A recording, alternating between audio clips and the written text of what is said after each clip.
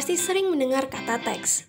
Misalnya saja, guru pernah menginstruksikan siswa untuk mengerjakan teks nomor 1 sampai 5. Dan mungkin saja ketika kamu duduk di bangku kuliah, dosen pernah memberikan tugas untuk menanggapi sebuah teks berita.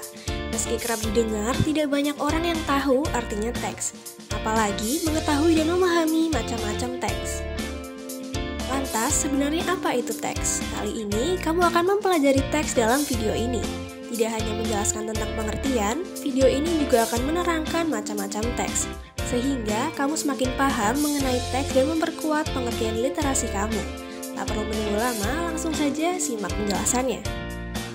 Teks diartikan sebagai sebuah satuan bahasa.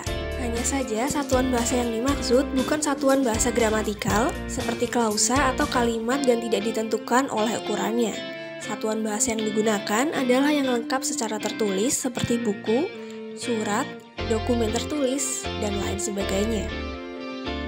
Teks tidak hanya satu, ada banyak teks dengan karakteristiknya masing-masing.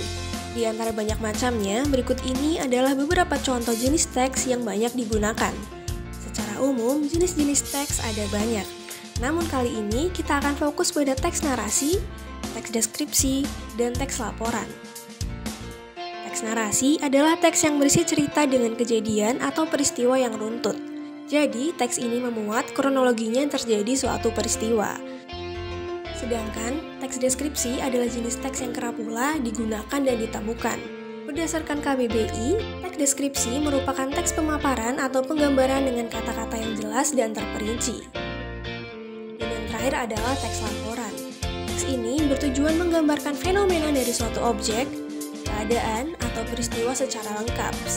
Teks ini juga sering disebut sebagai teks klasifikasi karena membuat klasifikasi mengenai jenis sesuatu berdasarkan kriteria tertentu.